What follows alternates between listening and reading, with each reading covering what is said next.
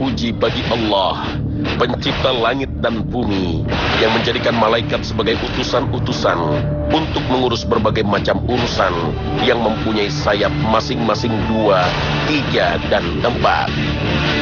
Allah menambahkan pada ciptaannya apa yang Dia kehendaki. Sungguh, Allah Maha Kuasa atas segala sesuatu. Al-Quran, Surah Al-Fatir, ayat 1. Merekalah para utusan Allah yang sangat tunduk pada setiap perintahnya, yang sangat perkasa dan ditakuti oleh seluruh makhluk di semesta. Sikap tunduk malaikat pun ditunjukkan dengan bersalawat untuk satu-satunya manusia sempurna, kekasih Allah, Rasulullah Muhammad sallallahu alaihi wasallam. Sesungguhnya Allah dan malaikat-malaikatnya bersolawat untuk Nabi. Hai orang-orang yang beriman, bersolawatlah kamu untuk Nabi dan ucapkanlah salam penghormatan kepadanya. Al-Quran, Surah Al-Ahzab, ayat 56.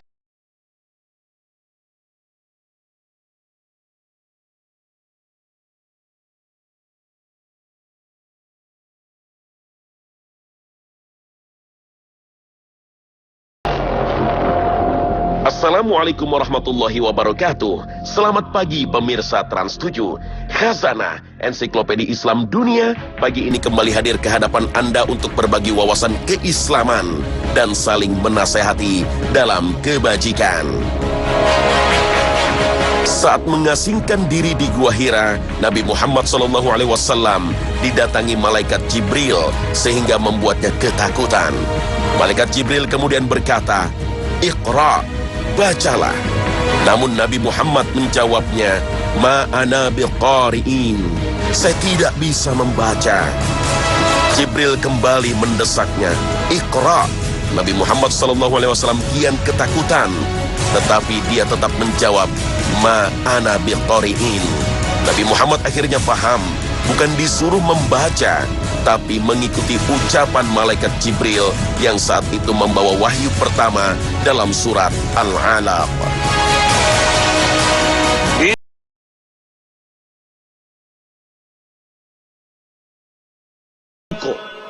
Khalaqal insana min 'alaq.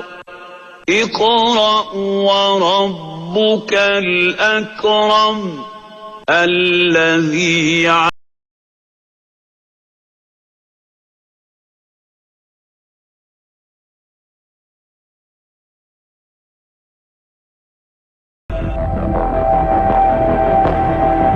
Dengan diterimanya firman Allah Ta'ala, maka Muhammad resmi diangkat menjadi Nabi dan Rasulnya. Setelah itu, firman Allah yang dibawa malaikat Jibril turun secara berangsur-angsur ketika Rasulullah berada di Mekah dan setelah hijrah ke Madinah. Malaikat Jibril menemui Rasulullah tidak hanya saat menyampaikan wahyu Allah. Malaikat Jibril pernah datang saat Rasulullah dilempari batu oleh penduduk Taif yang menentang dakwah Rasulullah. Kisah ini diriwayatkan Imam Bukhari Muslim dari Aisyah radhiyallahu anha.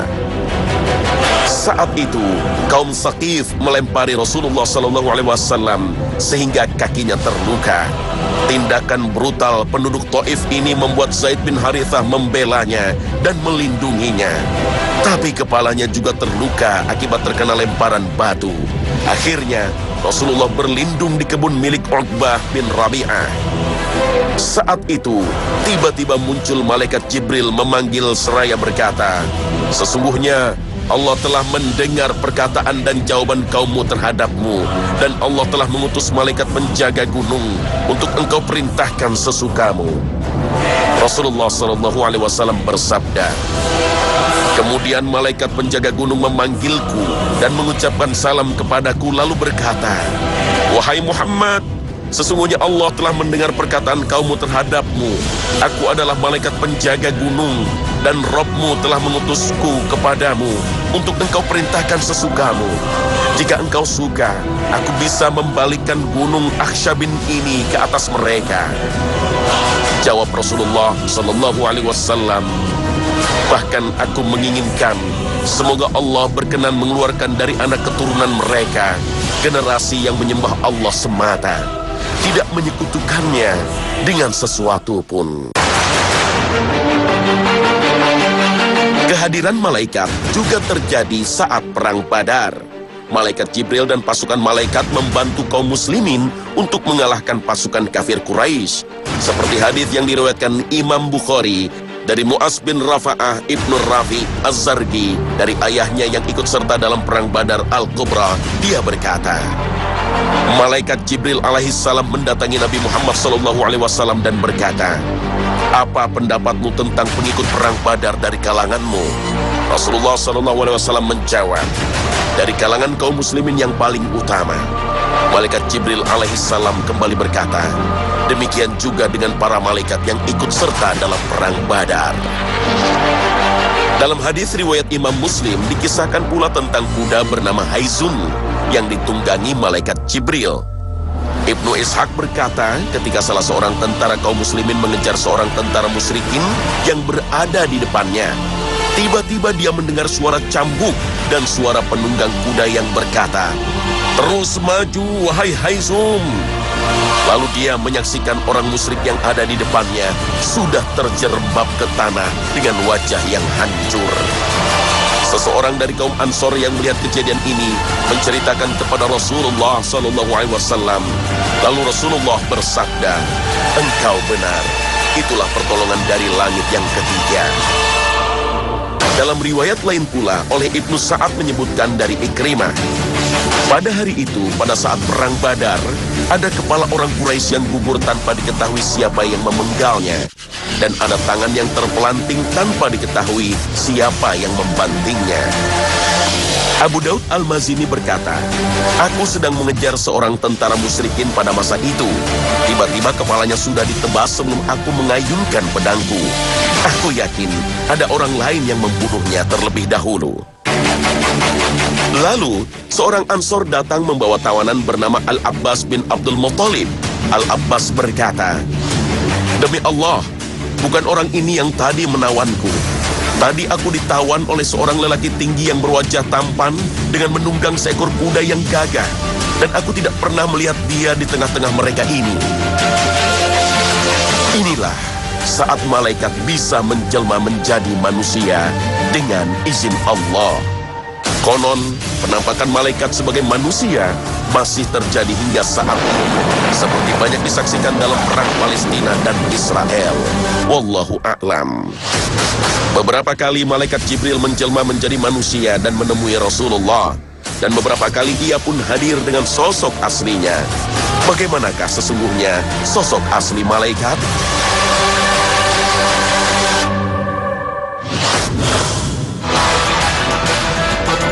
Menurut bahasa, kata malaikat merupakan kata jamak atau plural dari malak yang berasal dari bahasa Arab. Malak artinya kekuatan. Malaikat juga yang berasal dari kata masdar al-alukah yang berarti risalah atau misi. Pembawa misi disebut malaikat. Malaikat adalah makhluk gaib yang diciptakan Allah dari cahaya. Sebagaimana sabda Nabi yang diriwayatkan dari Ummul Mukminin Aisyah radhiyallahu anha, dia mengatakan bahwa Rasulullah sallallahu alaihi wasallam bersabda, "Malaikat diciptakan dari cahaya." Hadis riwayat Muslim. Malaikat senantiasa menyembah Allah, tidak pernah mendurhakai perintah Allah serta senantiasa melakukan apa yang diperintahkan kepada mereka. Berdasarkan keterangan dari Al-Quran, hadis Nabi dan ijma' para ulama, menurut Syekh Muhammad bin Abdul Wahab Al-Aqil, malaikat merupakan salah satu makhluk di antara makhluk-makhluk ciptaan Allah. Allah menciptakan mereka untuk beribadah kepadanya, sebagaimana Allah menciptakan jin dan manusia juga untuk beribadah kepadanya semata. Para malaikat adalah makhluk yang hidup, berakal, dan dapat berbicara. Mereka hidup di alam yang berbeda dengan alam jin dan manusia. Mereka hidup di alam yang mulia lagi suci untuk melaksanakan perintah Allah, baik perintah yang bersifat kauniyah maupun syar'iyah. Allah Ta'ala berfirman, dan mereka berkata, "Tuhan yang Maha Pemurah telah mengambil mempunyai anak." Maha suci Allah. Sebenarnya malaikat-malaikat itu adalah hamba-hamba yang dimuliakan. Mereka itu tidak mendahuluinya dengan perkataan, dan mereka mengerjakan perintah-perintahnya. Allah mengetahui segala sesuatu yang di hadapan mereka, malaikat, dan yang di belakang mereka. Dan mereka tiada memberi syafaat melainkan kepada orang yang diridhoi Allah. Dan mereka itu selalu berhati-hati karena takut kepadanya. Dan barang siapa di antara mereka mengatakan, sesungguhnya aku adalah Tuhan selain daripada Allah, maka orang itu kami beri balasan dengan Jahannam. Demikian kami memberikan pembalasan kepada orang-orang zalim.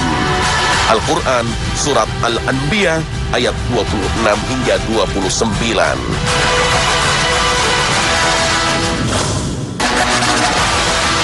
Ada sebagian ulama yang berpendapat iblis awalnya termasuk golongan malaikat yang paling mulia. Namun ia dikutuk Allah karena menolak untuk bersujud pada Adam, sebagaimana firman Allah. Dan ingatlah ketika kami berfirman kepada para malaikat, sujudlah kamu kepada Adam. Maka sujudlah mereka kecuali iblis. Ia enggan dan takabur, dan adalah ia termasuk golongan orang-orang yang kafir. Al-Quran Surat Al-Baqarah ayat 34.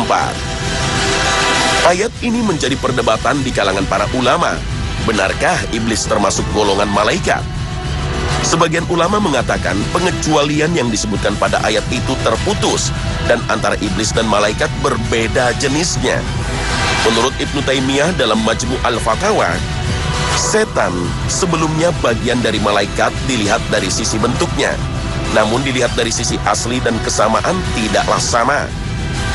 Sedangkan menurut Al-Hasan Al-Basri dalam Al-Bidayah wan Nihayah, iblis bukanlah malaikat sama sekali. Sebagaimana Rasulullah SAW bersabda, malaikat diciptakan dari cahaya, jin diciptakan dari nyala api, Adam diciptakan dari apa yang telah ada pada kalian. Hadis riwayat Muslim.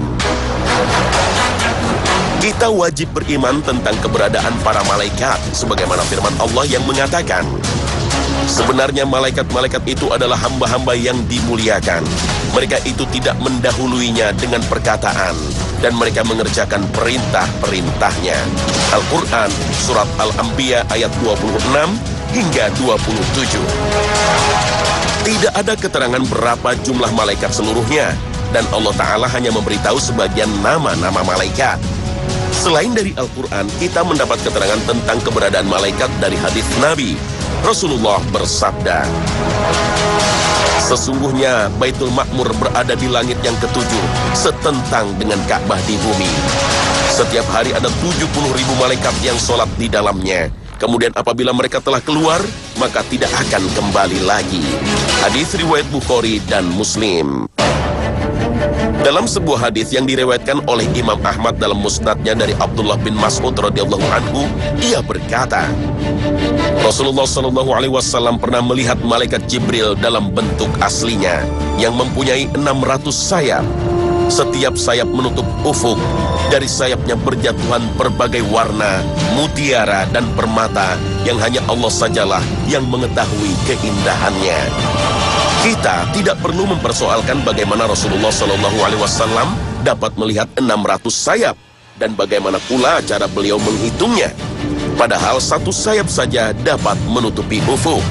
Kita hanya meyakini Allah Maha Kuasa memperlihatkan kepada nabinya Rasulullah SAW hal-hal yang tidak dapat dibayangkan dan dicerna oleh akal pikiran. Dalam Al-Quran Allah Ta'ala menceritakan bahwa sayap yang dimiliki malaikat memiliki jumlah bilangan yang berbeda-beda. Segala puji bagi Allah, pencipta langit dan bumi, yang menjadikan malaikat sebagai utusan-utusan untuk mengurus berbagai macam urusan yang mempunyai sayap. Masing-masing ada yang 2, 3, dan 4. Allah menambahkan pada ciptaannya apa yang dikehendakinya. Sesungguhnya Allah Maha Kuasa atas segala sesuatu. Al-Quran Surat Fatir ayat 1. Kita wajib mengimani para malaikat tidak pernah berhenti bertasbih dan selalu menjalankan tugas seperti yang diperintahkan Allah. Tugas-tugas malaikat yang dititahkan oleh Allah dan disebutkan di dalam Al-Quran adalah membantu orang mukmin, mendoakan manusia, memberi syafaat kepada manusia, memikul arash, dan mengurus segala urusan di bumi dan di langit. Namun, Ada beberapa malaikat yang memiliki tugas khusus, antara lain malaikat Jibril alaihissalam yang ditugasi menyampaikan wahyu dari Allah kepada para rasulnya alaihimussalam. Jibril juga disebut dengan nama Al-Ruh, seperti dalam surat Asy-Syura ayat 193 hingga 194. Dia dibawa turun oleh Al-Ruh Al-Amin, Jibril, ke dalam hatimu Muhammad, agar kamu menjadi salah seorang di antara orang-orang yang memberi peringatan. Malaikat Malik ditugasi Allah sebagai penjaga neraka, dan malaikat Zabaniyah yang bertugas menyiksa orang-orang berdosa. Sedangkan penjaga surga adalah malaikat Ridwan, sebagaimana firman Allah. Surga Adn yang mereka masuk ke dalamnya bersama-sama dengan orang-orang yang saleh dari bapak-bapaknya, istri-istrinya dan anak cucunya. Sedang malaikat-malaikat masuk ke tempat-tempat mereka dari semua pintu. Al-Quran, Surah Ar-Ra'd ayat 23. Semua amal perbuatan kita dicatat oleh para malaikat yang duduk di sebelah kanan dan duduk di sebelah kiri, seperti dijelaskan dalam surat Qaf ayat 17-18. Kedua malaikat ini dikenal dengan nama Raqib dan Atid. Meskipun nama ini tidak ada keterangan baik dari Al-Quran maupun hadits Nabi, begitu juga nama malaikat Israel yang ditugasi mencabut nyawa manusia. Al-Quran hanya menyebutnya dengan malaikat maut, seperti dalam surat As-Sajdah ayat 11. Katakanlah, malaikat maut yang diserahi untuk mencabut nyawamu akan mematikanmu. Kemudian hanya kepada Tuhanmu lah kamu akan dikembalikan. Ketika manusia sudah memasuki alam kubur, Allah Ta'ala mengirim malaikat untuk bertanya tentang Tuhannya, agamanya, dan nabinya. Para malaikat ini tidak disebut namanya dalam Al-Quran. Begitu pula dengan malaikat yang diserahi tugas untuk mengatur janin dalam rahim jika seorang hamba telah sempurna 4 bulan di dalam perut ibunya. Maka Allah Ta'ala mengutus seorang malaikat kepadanya dan memerintahkannya untuk menulis rezekinya, ajalnya, amalnya, dan sengsara atau bahagianya. Pada hari kiamat, Allah Ta'ala mengutus malaikat Israfil untuk meniup sangsakala sebagai pertanda hancurnya alam semesta ini. Kemudian malaikat juga kembali meniup sangsakala untuk membangkitkan manusia dari alam barzakh. Kita masih menemukan berbagai kesalahpahaman tentang malaikat. Mungkin ada yang mengatakan bahwa malaikat-malaikat adalah pembantu Allah. Maha suci Allah dari perkataan seperti ini. Allah Maha Kuasa atas segala sesuatu. Dialah yang menciptakan para malaikat dan memerintahkan tugas-tugas khusus. Namun Allah Ta'ala bukanlah seperti raja yang membutuhkan para pembantu untuk melaksanakan tugasnya. Keyakinan ini termasuk dalam hakikat kesyirikan. Na'udzubillah min zalik. Janganlah kita seperti kaum musyrikin yang mengatakan bahwa malaikat anak perempuan Allah, dan mereka menetapkan bagi Allah anak-anak perempuan. Maha suci Allah, sedang untuk mereka sendiri apa yang mereka sukai. Al-Quran, Surah An-Nahl ayat 57.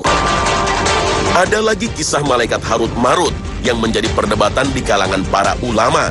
Dua malaikat ini diutus Allah Ta'ala ke muka bumi untuk mengajarkan ilmu sihir kepada umat manusia.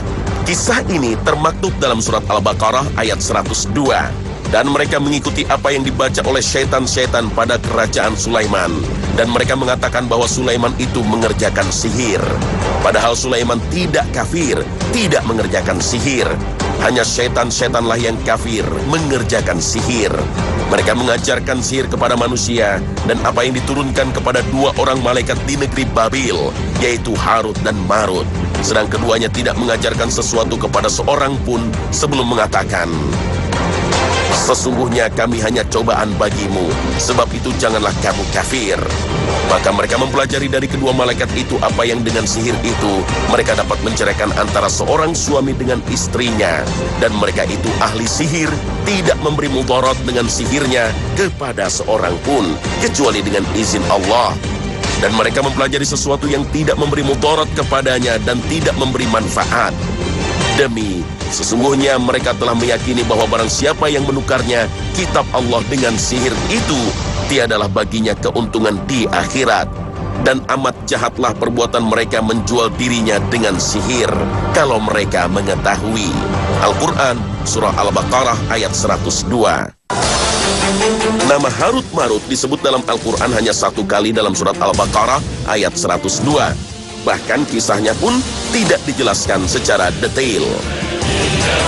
Ibnu Katsir dalam tafsirnya mengatakan, kisah Harut Marut banyak diriwayatkan oleh tabi'in seperti Mujahid, Al-Hasan Al-Basri, Qatadah, dan Az-Zuhri. Tidak ada satupun hadis yang bersambung sanadnya hingga Rasulullah. Bahkan, Harut Marut banyak diambil dari kisah Bani Israel. Para ulama berbeda pendapat dalam menafsirkan malakain atau dua malaikat dalam ayat ini. Pendapat pertama, seperti diungkapkan Imam Qurtubi dalam Al-Jami' lil Ahkamil Quran mengatakan, Harut Marut adalah dua kabilah jin yang mengajarkan sihir pada umat manusia. Sedangkan yang dimaksud malakain adalah Jibril dan Mikail. Allah menegaskan dalam ayat itu bahwa Nabi Sulaiman tidaklah kufur mengajarkan sihir. Begitu pula Jibril dan Mikail. Pendapat kedua mengatakan, Harut Marut adalah manusia jahat yang mengajarkan sihir di daerah Babil di kawasan Irak. Malaikat Jibril dan Mikail kemudian diturunkan Allah untuk menolak tuduhan orang yang mengatakan Nabi Sulaiman adalah tukang sihir. Kelebihan yang dimiliki Nabi Sulaiman adalah mukjizat dari Allah Ta'ala. Pendapat ini antara lain disampaikan Imam Ibnu Jarir At-Tabori dalam tafsirnya Jami'ul Bayan fi Ta'wilil Quran, meskipun pendapat ini dianggap lemah. Sedangkan pendapat ketiga mengatakan, Harut Marut adalah orang soleh yang tinggal di Babil, hingga orang-orang memuliakannya dan menganggapnya sebagai malaikat. Jadi, kata malaikain dalam ayat ini merupakan metafora dari sosok manusia saleh ini. Konon, dua nama ini kemudian diabadikan menjadi nama bintang yang disembah suku Kaldan. Karena diyakini, orang yang meninggal akan naik ke langit dan berubah menjadi bintang. Pendapat keempat mengatakan, Harut Marut adalah malaikat yang diturunkan oleh Allah sebagai ujian dan cobaan bagi manusia saat itu. Keduanya mengajarkan sihir agar orang-orang dapat membedakan mana sihir dan mana mukjizat. Karena itu, saat itu sihir sudah sangat membudaya, hingga mereka menganggap para nabi yang diutus bukan sebagai nabi, tetapi tukang sihir. Allah Ta'ala lalu menurunkan dua malaikat, Harut dan Marut, sebagai ujian bagi manusia saat itu. Mereka yang beriman akan tetap kokoh dengan keimanannya, dan mereka yang tidak beriman akan terperdaya dengan sihir. Menurut Syekh Tantawi rahimahullah dalam At-Tafsir Al-Wasif, jumhur mufassirin berpendapat bahwa kedua malaikat itu adalah dalam pengertian sebenarnya malaikat. Harut dan Marut diturunkan oleh Allah untuk mengajarkan sihir kepada manusia sebagai ujian dan cobaan. Keduanya tidak mengajarkan sihir, kecuali menasehati dan mengatakan mana yang mengikuti kemaksiatan dan mana yang mengikuti petunjuk Allah. Wallahu a'lam.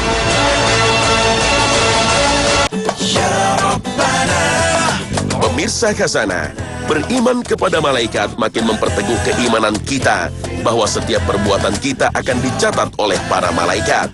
Pada akhirnya, kita makin bertakwa kepada Allah dengan menjalankan semua perintahnya dan menjauhi larangannya. Terima kasih atas perhatian Anda, dan wassalamualaikum warahmatullahi wabarakatuh.